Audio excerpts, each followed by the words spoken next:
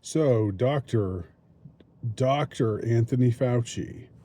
Uh, I named him twice as doctor because he was America's doctor. He was not just any doctor. He was Doctor. Uh, so so he deserved that title twice, at least. That was how reverential of a figure he truly was. He bestrode the narrow world like a colossus. But lately he has been, it seems, subjected to a humiliation ritual.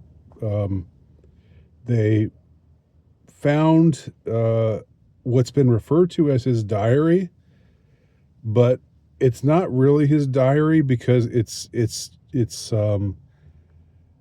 technically public in the public domain. It's something that he he wrote all this stuff down on government, um, as part of a government document.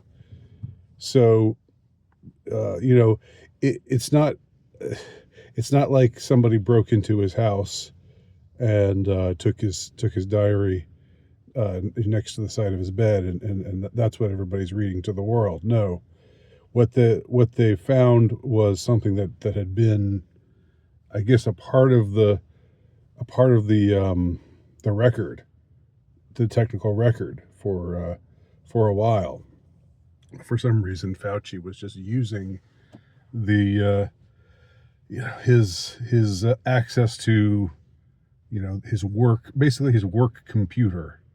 He was using his access to it to keep a diary, to talk about what's been going on with him, and how exciting it is that he's becoming more and more famous, and he's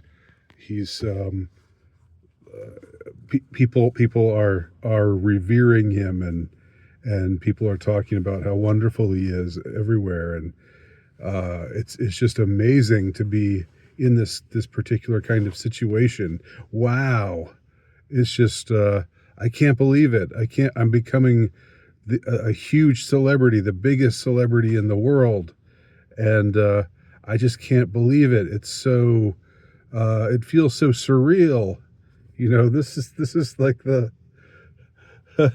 this is the extent of these are some of the things that he's writing about. Um, you can find you can read the actual entries elsewhere. I don't want to go over them one by one, although some other YouTube videos have. Um, so all of that has been exposed recently, um, which would be embarrassing, I imagine, to someone who feels shame. I don't know how someone like Dr. Fauci uh, would respond in this kind of situation. I don't. I the other thing that's going on with him, of course, is yesterday. Anyway, he was uh, taken before Congress, asked to give an account of himself, received some hostile or some pointed questions from certain senators, and answered every single question by pleading the fifth. One senator even asked, "What color is your tie?" And he pled the fifth. "What color is the carpet?" He pled the fifth. Uh, you know, um, and you could see, like, he gave some statement beforehand, and he could see he wasn't happy to be there. His hands were shaking, uh, and while it was going on, he didn't seem to be uh, successfully acting like he was above it all. Um, it was it was humiliating. He did feel the humiliation of it. You can see it on his face, which is kind of surprising, again, considering this is somebody who just lies and lies and lies and does nothing but lie. and cover up for himself, and one thing after another. That's pretty much the story of his career. Even before any of this stuff, even before any of the 2020 nonsense, we're talking all the way back, and I've talked about this before, but it's part of the public record. All the way back into the 80s, he was the one who I think he was the primary force behind the pushing of the drug AZT during the AIDS crisis, the early years of the AIDS crisis, when it was determined, quote unquote, that HIV is the cause of AIDS. So if you test positive for HIV, that means you're inevitably going to get AIDS and die. And so therefore, what he reasoned, or he, and I don't know if it was just him, but he as part of the group that the government group dedicated to health, I can't remember the initials of their group, so sue me, but he said he was openly saying, and and openly pushing for anyone who'd been diagnosed with HIV, anyone who had taken the HIV test and found positive, that they should immediately begin taking AZT. Now, AZT was just supremely poisonous substance. It was a toxic substance, and I don't mean toxic in the way with it in this ridiculous way that people use the word toxic today. I mean toxic in the old-fashioned sense, meaning extremely poisonous. It was like chemo times 100. That's what AZT was. So, a lot of if you are old enough and you remember the 80s, and you remember seeing AIDS patients and what they looked like, and what they had been reduced to, and how skinny and sickly they were, and all of the symptoms that they dealt with, day and night and day, during the last few weeks and months of their lives. There's a good chance that a lot of those people were not dying of AIDS, but were dying of AZT.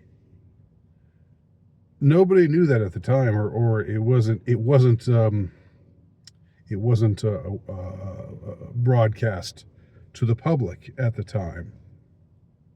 But certain select mavericks, if you will, certain select people who questioned the whole narrative, who questioned whether HIV even caused AIDS, and who certainly thought that it was insane that anyone who tests positive for HIV, even if it's someone, people tested positive for HIV and were going around for an indeterminate amount of time feeling completely healthy, not feeling like there was anything at all wrong with them. And you could see the argument, just like you can see the argument for some severe attempt at some radical attempt or effort at intervention, if the person has truly gotten to a point, where you might as well try it, right? Where he's going to die anyway, and maybe this will maybe this will help. Maybe this will give him a little more time.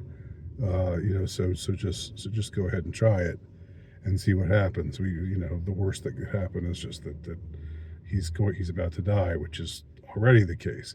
You could see in advanced cases like that how maybe something like AZT could be seen as effective, or seen as a worthy option. But clearly, there was money exchanging hands. There was, you don't have this useless drug, this worse than useless drug, pushed so heavily on this segment of the population. These things don't happen just in isolation. There's obviously some money exchanging hands. They talk about the military industrial complex. There's the medical industrial complex as well. That's all I'll say about that. So my whole point about Dr. Fauci, doubly Dr. Fauci, is that his everything that's wrong with him is he's been years and years and years a fixture of public health on the federal level,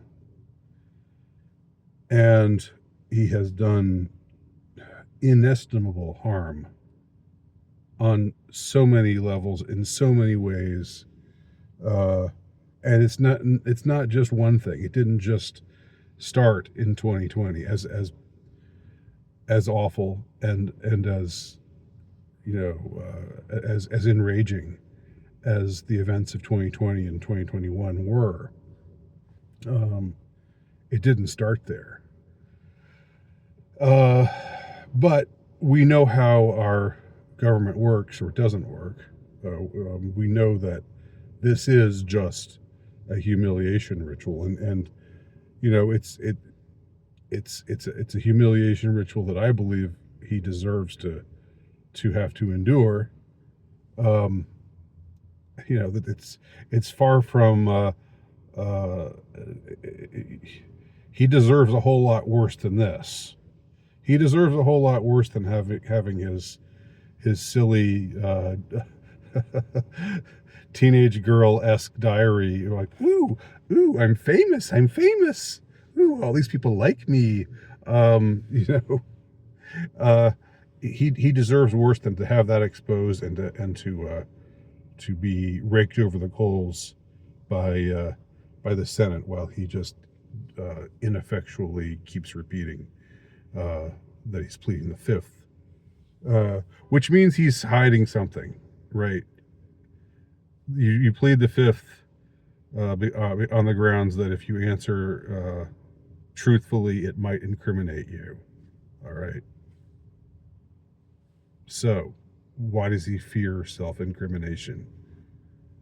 I know that it's everybody's right to invoke the Fifth Amendment. I'm just saying, if he's got nothing to hide, if he wants to tell his side of the story, if he thinks he's been misunderstood, if he thinks he's been mischaracterized by his enemies, this is the perfect occasion to set the record straight. And instead of doing that, he's just pleading the fifth. What color is your tie? I plead the fifth. Who won the Mets game last night? I plead the fifth.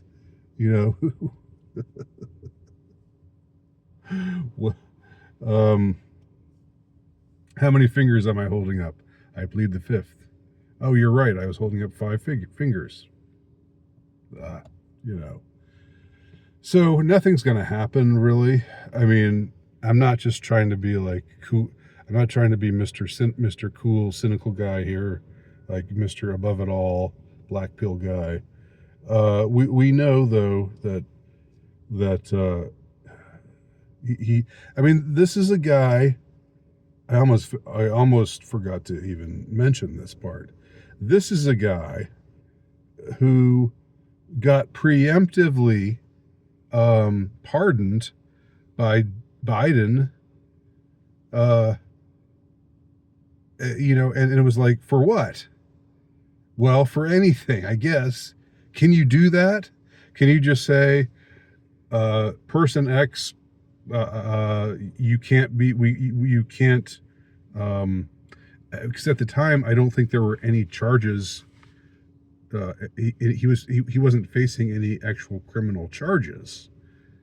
I don't even think that criminal charges have been brought against him now. But, pleading, pardoning someone, it would seem that pardoning someone should mean that they've already been at least charged, if not found guilty and imprisoned. But just to say, okay, you can't charge this man with anything, just like you can't charge Hunter Biden, my son, with anything, or me with anything, or anyone in my family with anything. That's just wild. That's just crazy stuff. I don't know if it's completely unprecedented. Maybe it isn't, but I'd like to have that kind of power. I'd like to just say, to say, you know what, I for the rest of my life, you can't, I pardon myself, and you can't charge me with anything, and there you go. So if I commit a crime, too bad. I've already pardoned myself. I was the president. The president has the power to pardon. I've already pardoned myself. Anyway, yeah, I just had to comment a little bit on that. I don't want to dwell on it, but I did want to comment on it.